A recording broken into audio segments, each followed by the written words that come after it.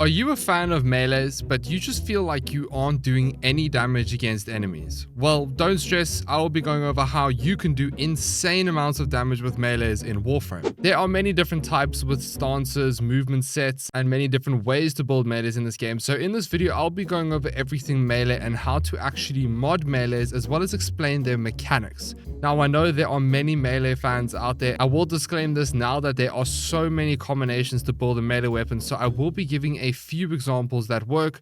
If you find another way that works for you, then by all means go for it. This guide is for everyone in Warframe, beginner or veteran, and I aim to give you a framework so you can have the flexibility to make what you want. Alright, let's get straight into it, shall we? The first thing that we need to go over is movement sets. Every melee has a default attack or movement animation. A normal attack, a slide attack, an aerial attack, a slam attack, and there is a heavy attack as well. Now, these attack animations are influenced by stances. What are stances for those of you who are new to melees or just don't understand them? They are essentially mods that change the animations of your weapons while providing bonuses and more attack capabilities. They are pretty much the aura slots for melees that can completely change how the melee feels and plays. Stances will also increase the capacity for melees to 70 with the matching polarity slot. These are very important, as some stances for some types of weapons can completely change the weapon from trash to godly.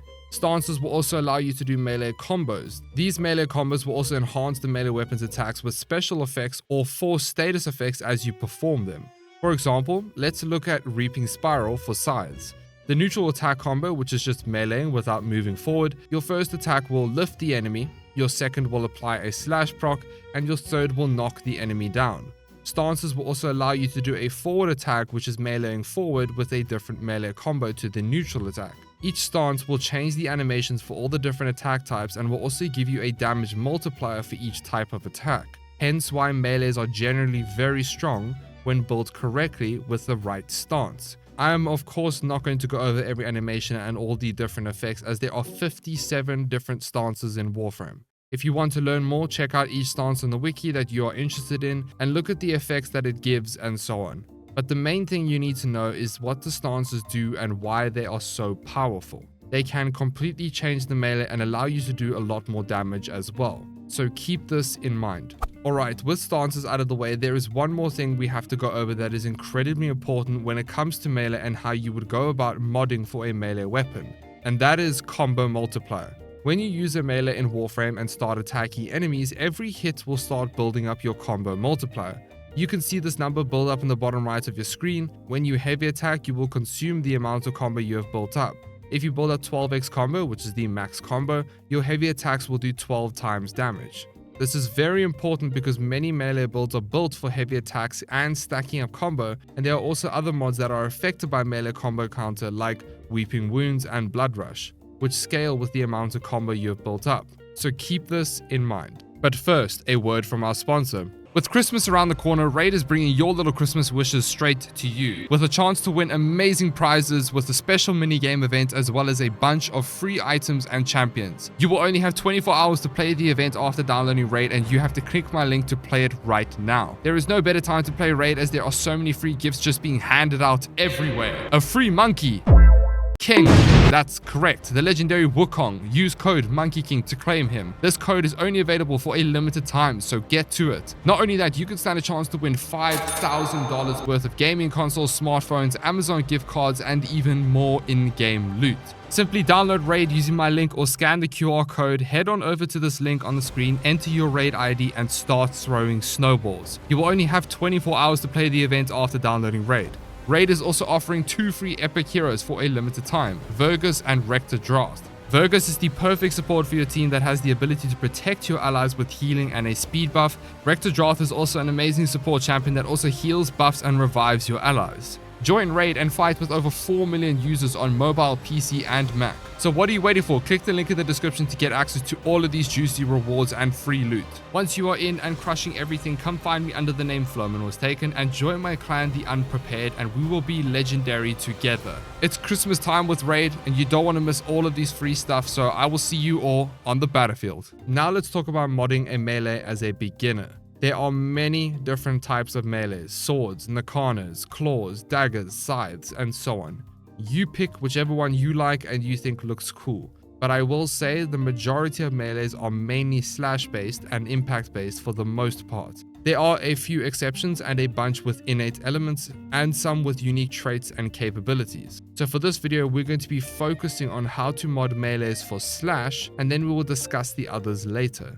For all of this to make sense, let's make use of the Nakana as an example, a very popular weapon in Warframe. Besides, who doesn't like a katana? I mean, come on. I'm going to use the Dex Nakana in this example as I don't have the base one, if I'm being honest with you.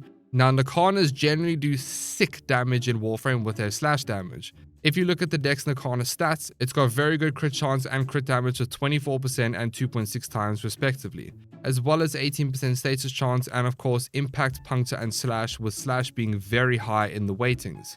When it comes to modding melees in Warframe, there is a framework, much like the framework I explained in part 1 of this miniseries, when it comes to modding primaries and secondaries, so go and check out that video if you haven't seen it. This framework is as follows: melee damage, crit chance, crit damage, and attack speed. These 4 mods are the base framework in pretty much every melee build, and this right here is just perfect for beginners. When you are new to the game, you're not going to have crazy mods, and this will see you through quite far, especially with the low capacity as a new player. But let's say you have progressed further and you maybe invested a former and a catalyst to double your mod capacity. How do we go about modding it then? This is where it gets tricky. Depending on how you play melee, the last 4 mods are flexible. I'm going to start by showing you the way I play melees and the type of builds that I like to focus on, and then I'll give you the options after that so you can decide what you like. Reach is one of my favorite things to run with melees. More range on melees is really nice because you hit more enemies at a time, and because you hit more enemies you will gain your combo counter a lot easier, but I don't run reach on all of my builds. It's just a nice to have in my opinion when it comes to some melees. After reach, I pretty much always run Weeping Wounds. Weeping Wounds is a very popular mod that scales the amount of status chance your melee has with the amount of combo counter. So at max combo, you will receive 11 times 40%, which is 440% status chance. This is very strong, and it also really helps you with proccing your slash procs if your weapon is mainly slash based.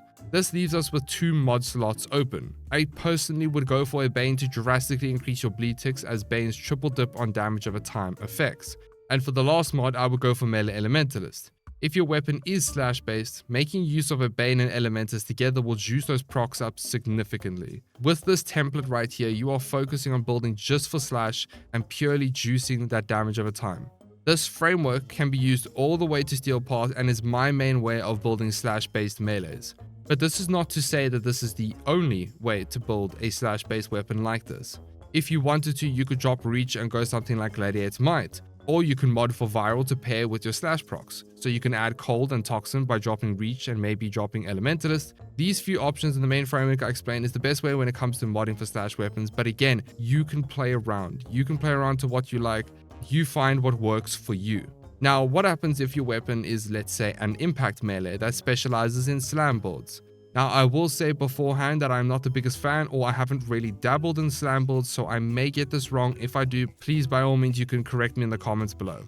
But when it comes to the slam build, I would say following the exact same 4 mod framework still applies, and then adding Seismic Wave, Gladiator Might, and then the last 2 mods are free.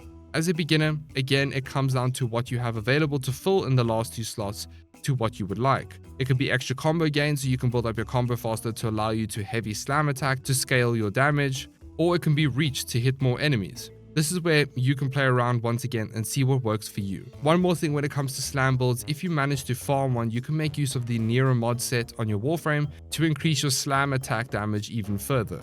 Now, of course, what happens if a melee has an innate element?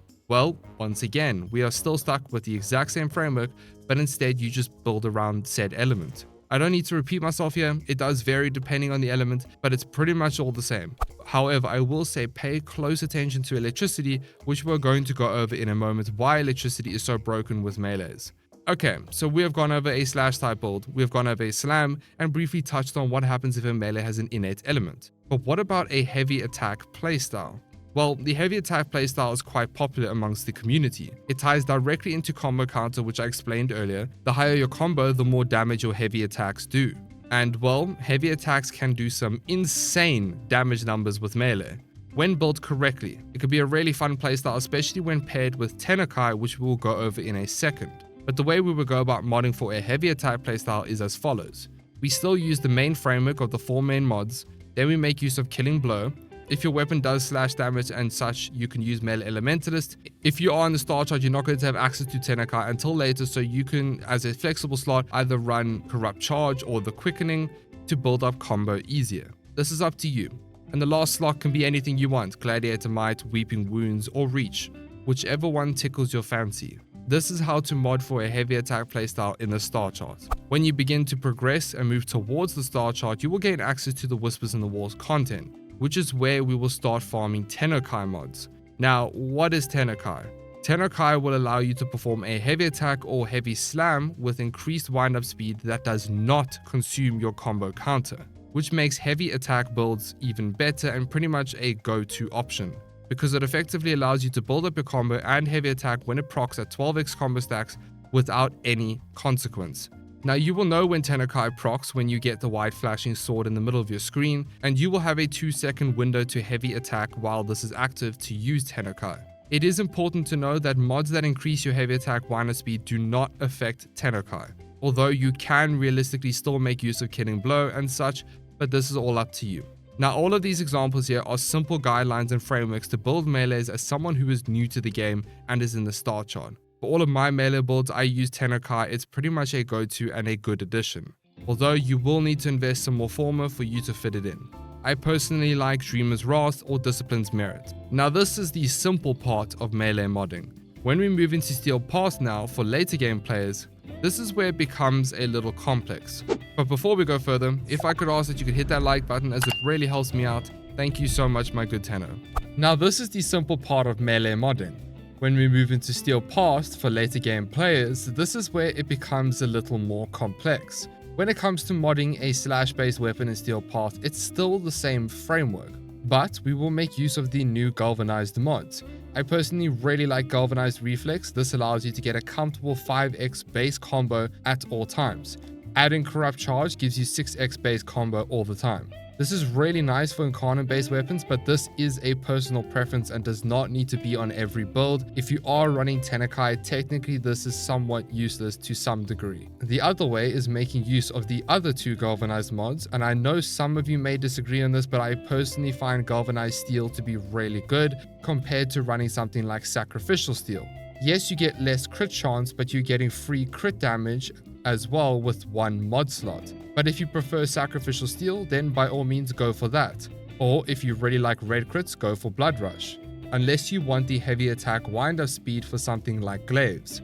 Make use of Galvanized mods in your Steelpath builds. This is very important and they are an amazing damage increase. But the same rules for the other mods still apply. Weeping Wounds, crit damage, you have the choice between Condition Overload and flat damage with Sacrificial Pressure or Pressure Point. If you do use Condition Overload, you need to make sure you are using a primer of some sorts to maximize the potential of this mod, whether that's through your companion or a secondary weapon with high status chance. Reach is optional. Attack speed is a must, and a Bane if you're running a full slash-based build. Then Tennokai is a must-have in my opinion. There are no downsides to having it. And that's it for modding a slash setup in Steelpath, which will be the majority of your melee builds. Now, let's talk about this little thing right over here, the lovely melee arcanes. There are a lot of melee arcanes, and there are 2 specific ones I want to talk about first that are the most important. Melee Influence and Melee Afflictions. Melee Influence is by far the most broken melee arcane. It could turn any melee from killing a few enemies at a time to literally just multing groups of enemies all around you. And when built correctly, if you have enough attack speed and good status chance, you can clear rooms. On Electricity status effect, you have a chance to spread all elemental melee status effects to enemies within 14 meters. Simply slap on Electricity onto any build that you see fit, put on Melee Influence, and then GG, you are shredding everything. It is simply that broken.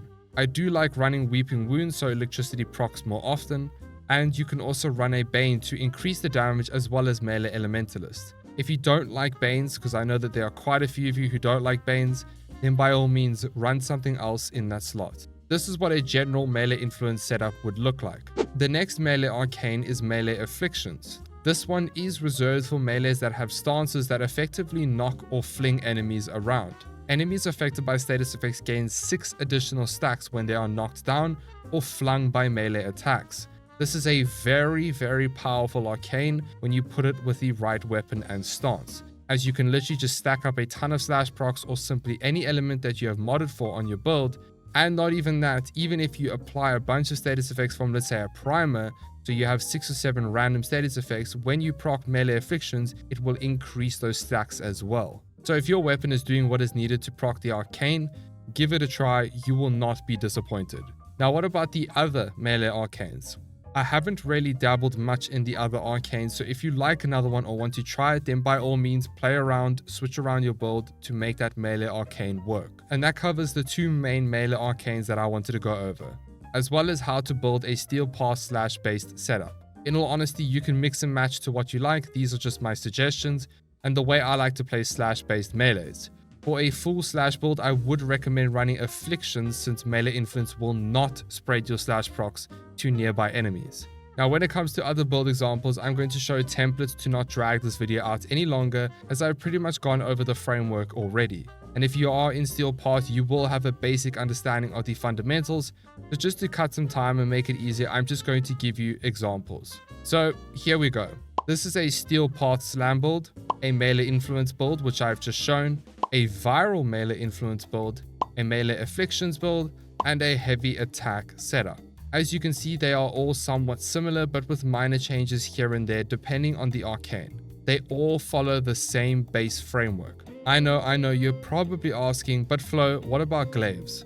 I won't be going over glaives in this guide, as I have already made a dedicated video where I go over everything you need to know and talk about all the glaives in the game, as well as the builds. So go and check that out. But that pretty much concludes everything that you need to know. If you have a different way that works, then that's fine. As long as you're doing enough damage with your melees, that's all that matters. But if you are struggling to build your melees, then use this framework to get bigger damage across the board. Just one thing, the key takeaway I want you to remember is when it comes to slash based melees, which is going to be most of your melee weapons, use Weeping Wounds, a Bane, and Elementalist to boost those procs. You will see a huge damage increase from your setups. And if you feel like you're struggling to mod your primaries and secondaries, check out episode 1 where I go over everything you need to know and how to do more damage. A huge thank you to all of our amazing channel members, and a special thank you to Momokia, Darwin, Fish, Joshua, Caden, Shakira, Ayrton Yod, Tythrax, and Noob Phoenix. You guys are amazing. Alright, bye now.